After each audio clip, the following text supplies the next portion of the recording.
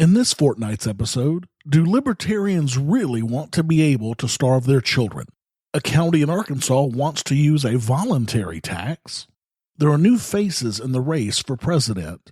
A burning books segment on a book about CPS. And a way to save money on everything that you buy from Amazon.com. Welcome to the Lava Flow, channeling the flow of information to the libertarian, anarcho-capitalist, voluntarist, and agorist community. Find us at thelavaflow.com. Here's your host, Roger Paxton.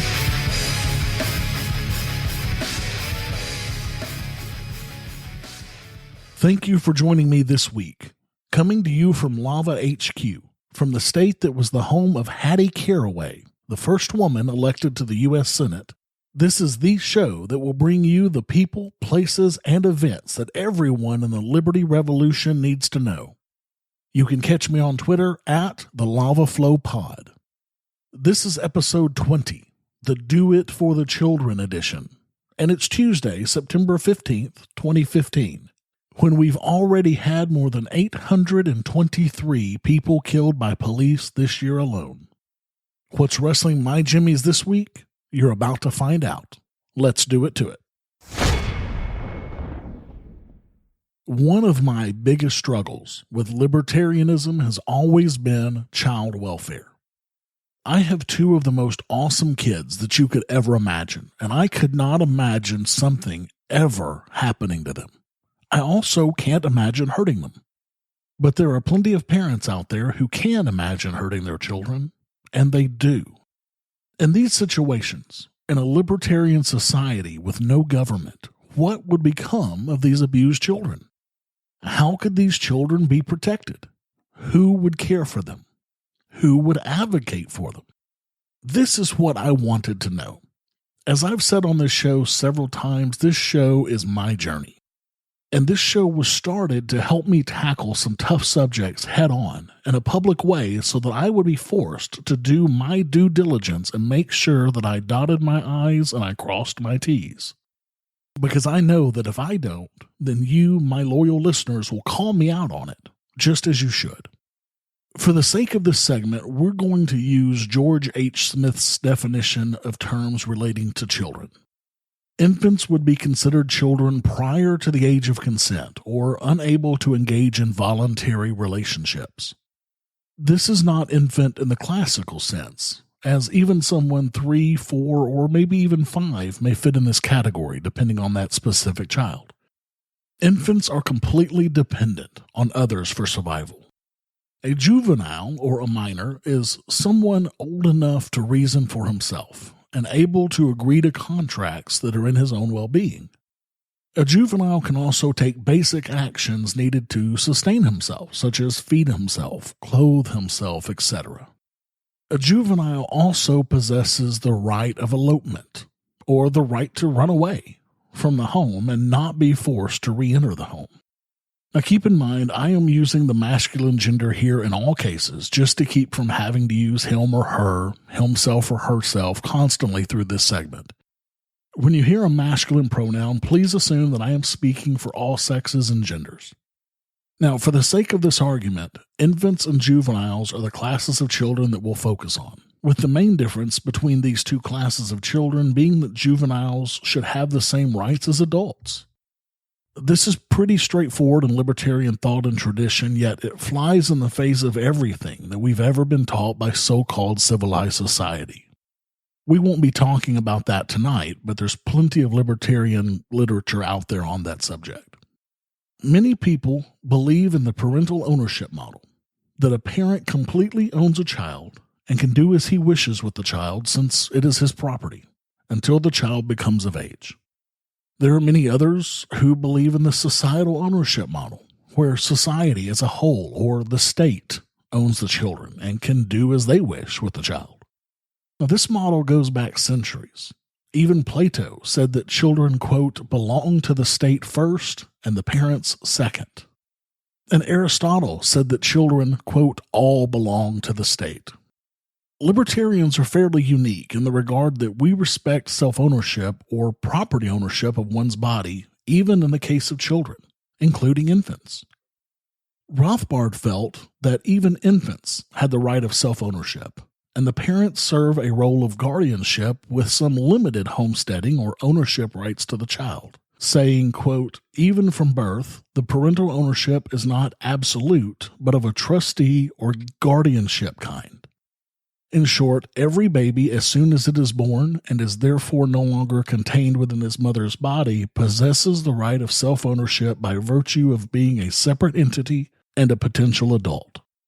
It must therefore be illegal and a violation of the child's rights for a parent to aggress against his person by mutilating, torturing, murdering him, etc.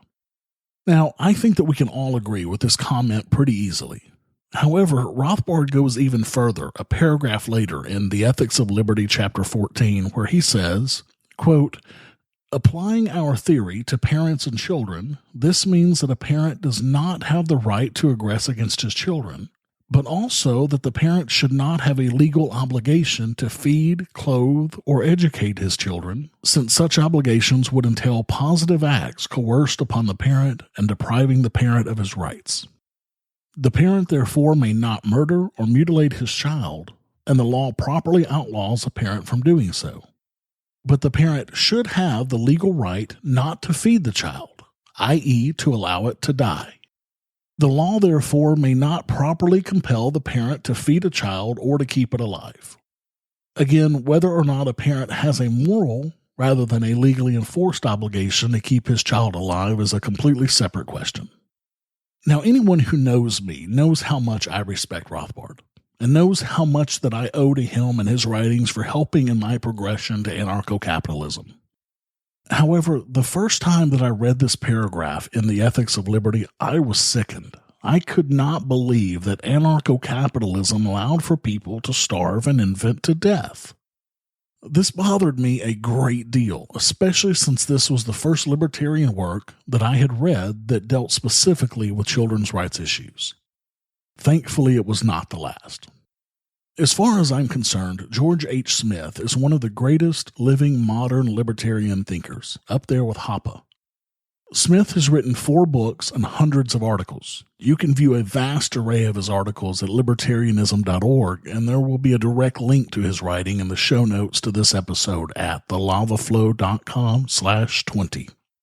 There's also a podcast out there that you can subscribe to called Excursions into Libertarian Thought, which is an audio collection of many of Smith's works narrated by James Foster. I listen to this one every week, and I have also put a link to it in the show notes.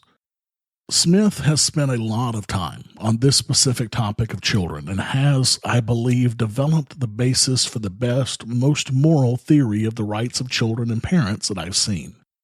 It's clearly well thought out and well reasoned. His theories are, at least at this point, still incomplete, and there's much need for others to weigh in on these theories. But the theories do a fantastic job of protecting both the infant and the parent. I only speak of the infant here because I believe the juvenile has the right to elope from his home and decide his own fate, or decide who will voluntarily help care for him, whether that be another family member, a friend, a stranger, a home for displaced children, or even himself. Smith's theory involving the need of infants to have guardianship to sustain their life can be described as a guardianship ward model, owing to the utter helplessness of the infant. Since it's clear that an infant is unable to provide his basic necessities on his own, he does require a guardian to survive. According to Smith, a guardian would be, quote, a natural or adoptive parent who has the enforceable right to make decisions on behalf of an infant. Not only does this imply that the guardian has the right to make decisions about the basic necessities of the infant, but also that others have no right to use force to interfere with the right of the guardian to exercise that right. This third party may include family members, nosy neighbors, or even the state. Where does this right to exclude third-party interference come from? As Smith pointed out, quote, the guardian has voluntarily accepted the duty of sustaining the life of the infant, and it is from this voluntary self-imposed duty that she acquires the right to exclude third-party intermeddlers. This guardianship in no way implies ownership of the ward by the guardian. The guardian still cannot commit aggression against the ward.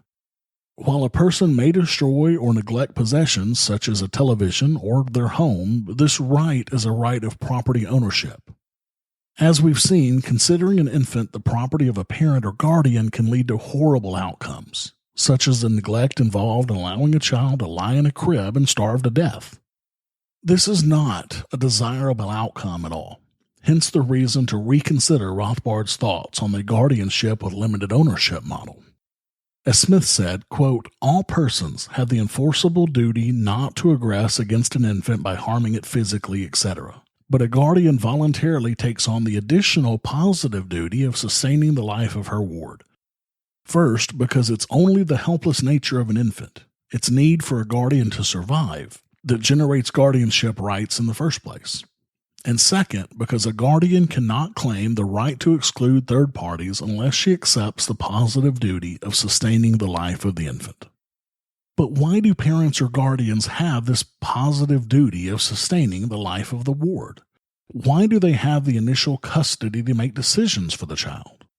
The fact that parents are the original claimants of the role of guardian gives them initial custody.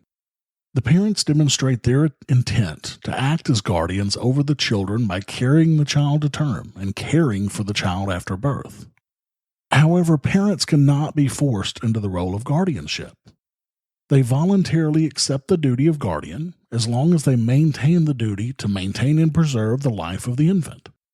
If the guardian does not perform the voluntarily accepted duty of guardian, then this is where a third party may have the ability to intervene, since the infant requires a guardian to survive.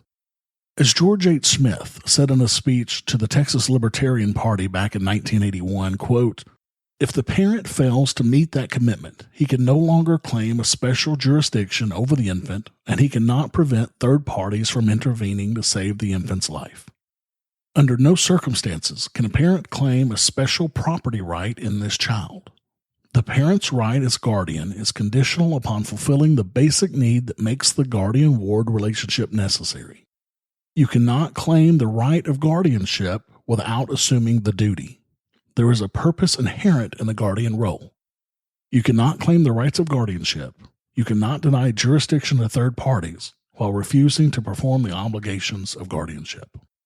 So what are these duties that a guardian must fulfill in order to maintain the right of guardianship? Must they feed and clothe the child, provide education, give the child a pound of gold a week and an Ivy League education? What are the basics that must be met before third-party intervention is necessary for the child? Smith says that this basic duty is to maintain the infant's life and no more. The choice of how to clothe, how to educate, how the infant's behavior is directed, etc., are up to the guardian alone. Now, obviously, forcing a guardian to continue the care of its ward would be tantamount to slavery, by forcing a person to extend labor and or resources against his will. However, a guardian, by accepting the right of guardianship, must be very careful in terminating the guardianship role or the duty to care for that child. They cannot just choose, for example, to leave the child in a crib to starve.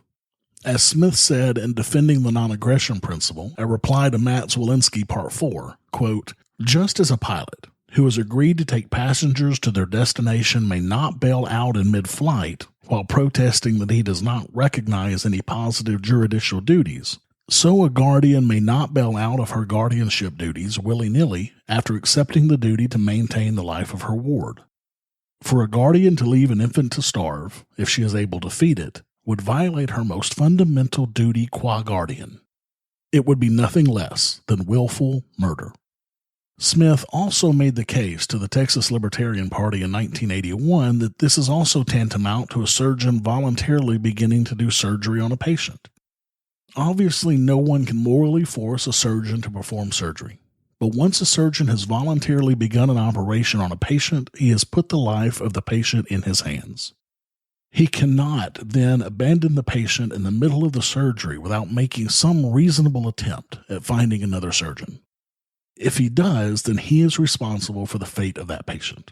To put this in the perspective of the guardian ward model, no one can force a parent to become a guardian, but once they do assume that role, the life of the ward is placed in his hands, a life he has a duty to preserve. The guardian who wished to relinquish his role must make a reasonable attempt at finding a replacement guardian. This is a problematic circumstance that depends a lot on the particular circumstance of that exact situation, and an area of this theory that needs much more thought and work to determine what is considered reasonable. Quote, "It is clear that a parent who leaves a child in a crib to die, when he could have taken the child to an adoption agency, has not exercised reasonable effort. In such a case, I suggest the parent should be liable for the death of the infant," said Smith.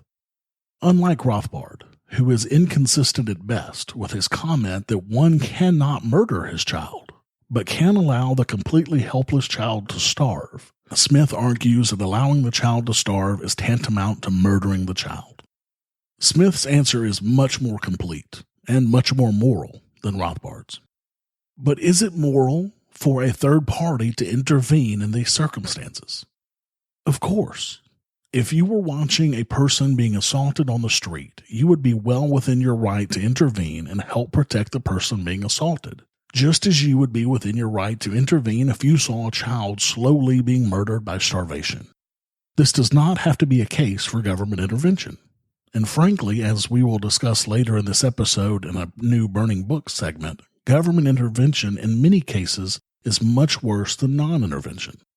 But it does mean that an interested third party has every right to stop the slow murder of the child, whether that third party is a relative, a stranger, or an organization dedicated to protecting children.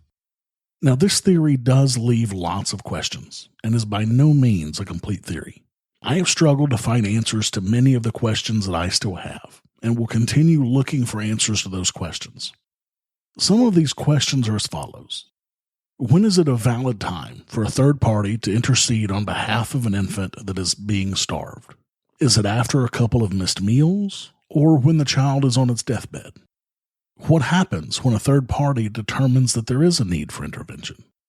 Should a private court of law be involved in the process of intervention, or only involved in the transfer of guardianship from one party to another after the intervention? There are lots of other questions as well. Let's discuss those questions. Shoot me a message on Twitter. My handle is @thelavaflowpod. You can also email me at roger@thelavaflow.com or catch me on Facebook. I really look forward to continuing this conversation and hearing from you guys on this issue. Have you subscribed to The Lava Flow on iTunes or any mobile device yet? Then what's wrong with you? Go to thelavaflow.com/subscribe so you don't miss a minute of the show. And while you're subscribing, make sure to leave me a 5-star rating and review the show to help others find our podcast. thelavaflow.com/subscribe. What's in the news? The news you need to know from a libertarian perspective. In All Government Should Work This Way news, in Arkansas, the Hempstead County Sheriff is proposing a voluntary tax as a last-ditch effort to fund pay raises for deputies and jailers. In Hempstead County, apparently deputies earn only about $25,000 per year, the lowest in southwest Arkansas, so the county has essentially a constant revolving door due to a lack of pay raises. 7 deputies have left the department in the last 5 years alone. Sheriff James Singleton sent a letter to the county's Quorum Court, which is essentially a city council-type board for the county. This letter proposed the voluntary tax, but the Quorum Court has yet to act on the letter.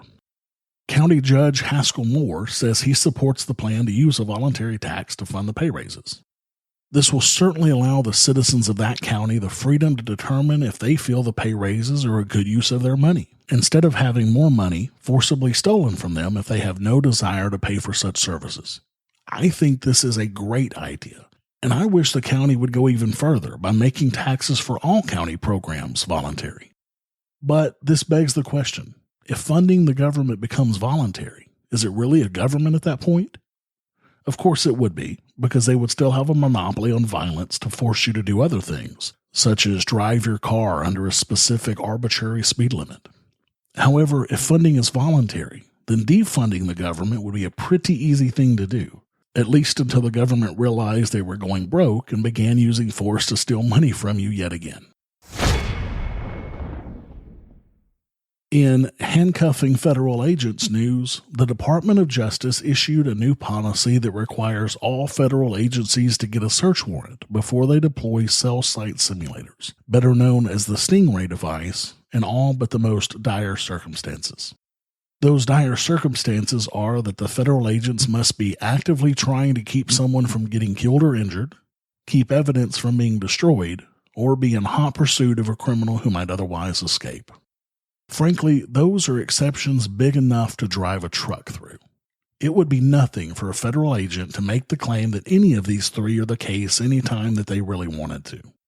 However, according to the new policy, they must keep a log of how many times they use those exceptions so it's available for audit. Also, the new policy prohibits federal agents from collecting actual data from those phones. They shouldn't be able to read email or text messages or even get a phone's GPS coordinates, only the general location of a certain phone when they're pursuing a subject.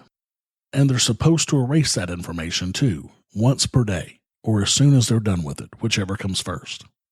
This is great at all, and certainly a step in the right direction, but this is not going to do much for the day-to-day operations of agents. Since this only applies to federal agents, it does nothing to stop state and local agencies from doing this at all. And with the massive cooperation between federal and local agencies, there is nothing to stop federal agencies from asking local agencies to do this, even going as far as providing the Stingray to the local agency.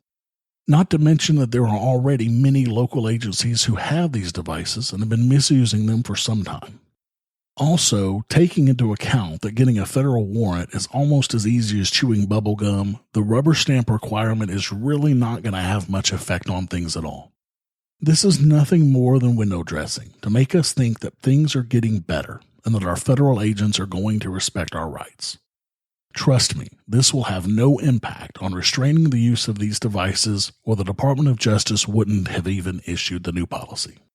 The new policy is available online, and I've posted a link to it on the show notes for today's episode at thelavaflow.com/20 if you're interested in reading it.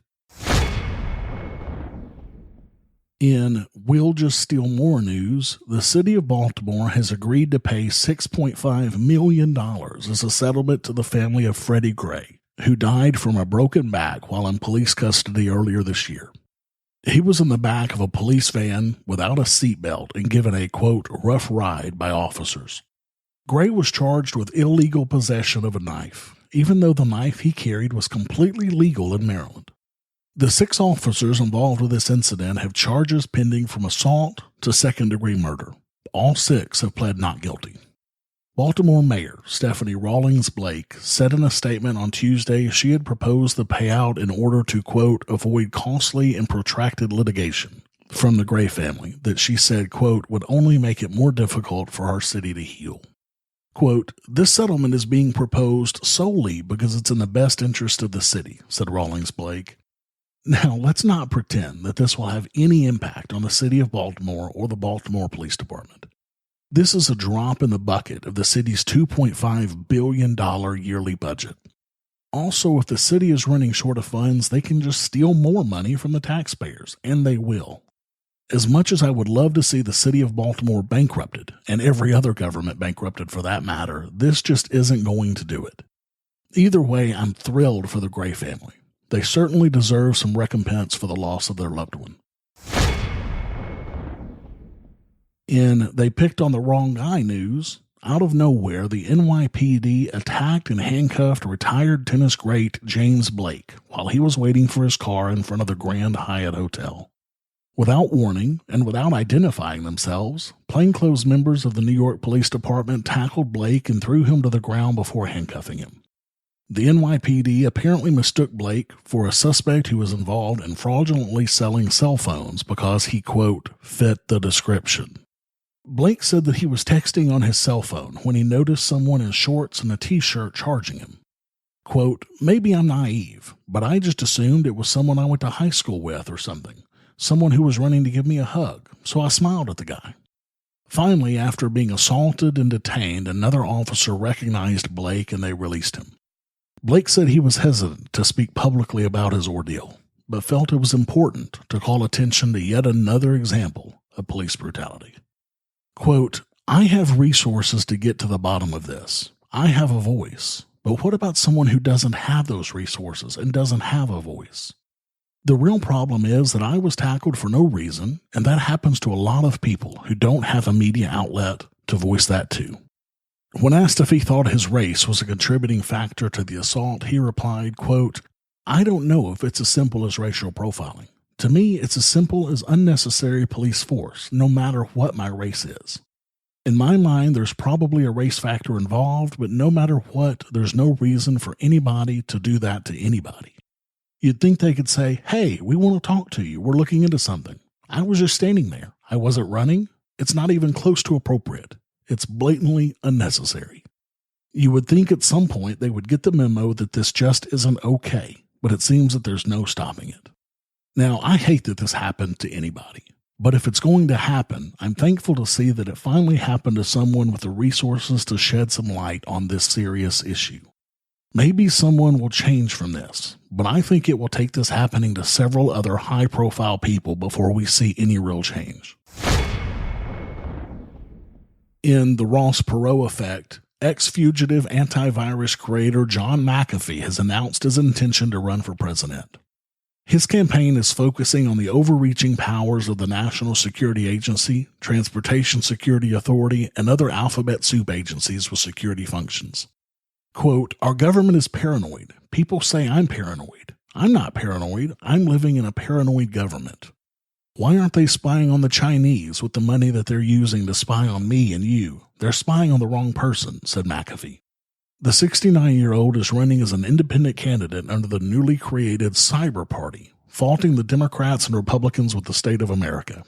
Quote, "We created a government of the people, by the people, for the people.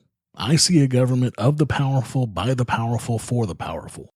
The only people who seem to matter are running in the political parties. They're a machine. I am tired and I am mad as hell, and I don't understand how the public isn't as angry," McAfee said. Well, John, many of us are mad as hell. In a February interview on the Anarchast podcast with Jeff Berwick, John McAfee said he was born an anarchist. McAfee said, quote, "I felt, even at an early age, responsible for myself and for the results of my actions, and felt like intrusions into what seemed like a natural tendency to freedom were both invasive, unpleasant, and unnecessary." Also jumping into the race is Libertarian in name only Austin Peterson, seeking the Libertarian nomination for president. If you're a regular listener to this show, you know that I don't hold a whole lot of respect for Mr. Peterson, primarily because of his attitude toward the non-aggression principle, and libertarianism in general, specifically anarcho-capitalists. Peterson has been promoting Rand Paul hard and heavy for months, and has even posted pro-Rand Paul items since his own announcement to run for president. As Starchild said on a thread at Independent Political Report, quote, "Austin Peterson disparages the nap for being too simple, something only fit for teaching children, while belittling those who adhere to it for lacking social power, etc. Might makes right, apparently. Given these views, he is unacceptable as a libertarian presidential candidate as far as I'm concerned." I couldn't agree with Starchild anymore. At this point, though, Daryl W. Perry still has my vote. Exercise your free market muscles by going to thelavaflow.com/support and giving a per episode donation of as little as $1 an episode, or use Bitcoin. Get exclusive content, rewards, and help the Lava Flow become fiscally neutral while providing you more content. thelavaflow.com/support.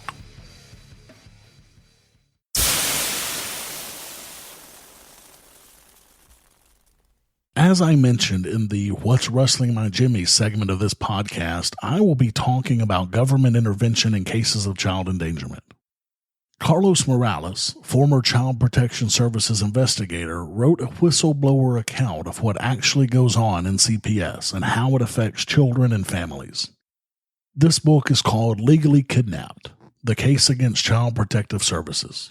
I highly recommend this book for anyone interested in learning more about child welfare and government intervention. It is an eye-opening book, to be sure. I would recommend it also to anyone involved in activities that may be considered outside the norm by other people, such as cannabis legalization, homeschooling, police accountability, etc. Eventually, you may find yourself on the wrong end of CPS. Carlos Morales brings you a been there, done that perspective of CPS. He worked for CPS as an investigator, so he has seen his share of what CPS is capable of from the inside. Since then, he's been an advocate for family reunification as president and founder of Child Protective Services Victim Support, so he has also seen many cases from the outside as well. If you find yourself in the midst of a CPS case, I highly recommend going to cpsvictimsupport.com and getting in touch with Carlos. He can provide invaluable help and knowledge. This book does a great job of first explaining exactly what CPS is and what its mission is supposed to be. Carlos then goes into his history with CPS, including an interesting segment on his first case as an investigator. After we get a better understanding of his background and exactly what CPS does, he gets into the meat of his arguments against CPS. He devotes an entire chapter on statistics around kids who go through the system, and trust me, they generally do not come out unscathed. To sum up the statistics in this chapter, the final paragraph does an incredible job. It reads, quote, "Foster kids are 7 to 8 times more likely to be abused than normal children, and nearly half will end up homeless when they age out at 18. They are 3 times more likely to be put on psychotropic drugs, and they're 7 times more likely to develop an eating disorder.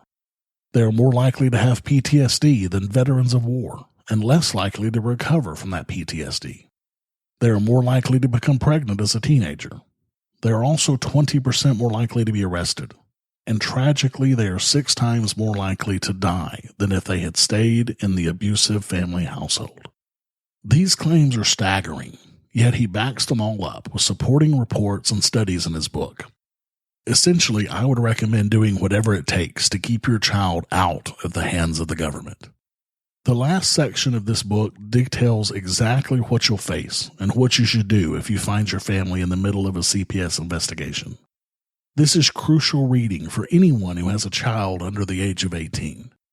The gist of this section is to make sure that you never let your child be interviewed by CPS without a parent or attorney present. Always record every interaction with CPS, and always have an attorney represent you in these cases. There is much more detailed information in the book that you need to know, so please, if you have children in your home, do yourself a favor and get this book as soon as possible. Read it, and then keep it on your shelf handy in case you need it. I promise that you won't be sorry.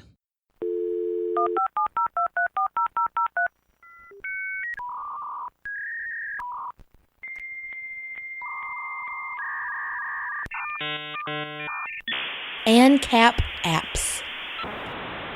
This episode's ANCAP app is not an app in the traditional sense, but it's certainly a very helpful website for libertarians. So I'd be remiss not to talk about it.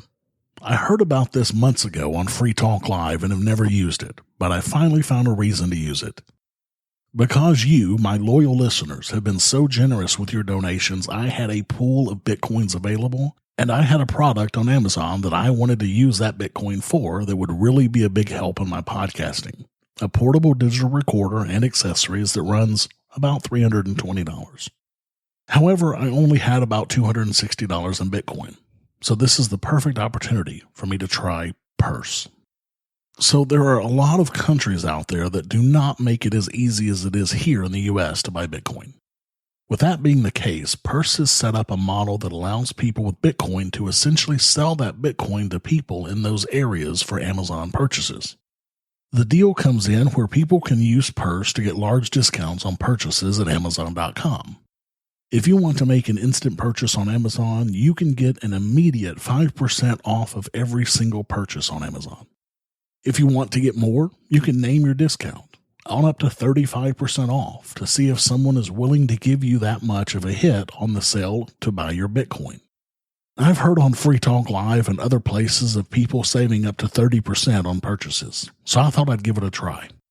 That would literally be the only way that I could purchase an item that sells for $320 for only $260 worth of Bitcoins.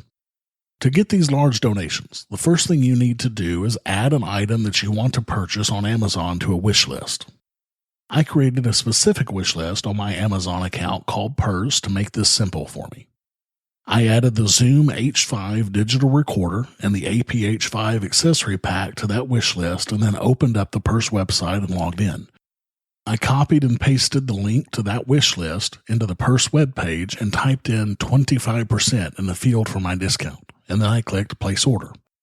It then allowed me to log directly into my Coinbase account from the Purse site to make it easy. You can get your Coinbase wallet and help support this show at the same time by going to thelavaflow.com/Coinbase. Once I moved the Bitcoin from my Coinbase account to the Purse account, I was ready to go. I had to wait to see if anyone would purchase that Bitcoin at the 25% discount rate, and it took about 16 hours before someone bought it at that rate. But buy it they did, saving me a total of $71.30 on the order after the fees that kept the website running. Many of the people who purchase Bitcoin from you using Purse have Amazon Prime subscriptions that allow them to ship to you for free in 2 days. I personally have an Amazon Prime account, and Jess and I use it all the time. I wasn't lucky enough to get a purchaser with an Amazon Prime account, but the estimated delivery was still 4 to 5 days. For a 25% discount on an item that I don't need fast shipping on, I am perfectly happy with this myself. Now, you can do this on every order that you make through Amazon if you like, and if you have the Bitcoin. As much as Jess and I buy from Amazon, I'm considering buying Bitcoin in my wallet on a regular basis to save this much money regularly. How else can you get a free 25% on every order you plan to make on any website, much less a website that has just about anything that you could possibly ever need? Purse has a fantastic model set up.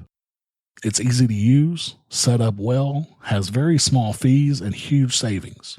Stretch your budget a bit further today by using Purse at thelavaflow.com/Purse. Now, full disclosure, the links that I mentioned in this article, both to Coinbase and to Purse, are affiliate links. If you sign up for a Bitcoin wallet through thelavaflow.com/Coinbase and use it to buy $100 in Bitcoins, I get $25 to help support the Lava Flow. Also, with the link thelavaflow.com/Purse, I get a 0.01 Bitcoin for every friend who completes $50 in orders. Now, obviously, I'm never going to get rich off of either of these affiliate programs, but it certainly does help cover the costs of doing this show and allows me to make purchases for things to make the show better, exactly like this portable digital recorder that I just purchased through Purse. Of course, you don't have to use any affiliate links for these products, but it sure would be much appreciated if you did. Buy Bitcoin, save money, and help support the Lava Flow all in one hit by using Coinbase and Purse using my affiliate links. Seriously, does life get any better than that? Thank you for listening to the show this week. As always, I need to thank my crippled crony Jessica for her help with this show, and Sheltered Life for allowing me to use their music.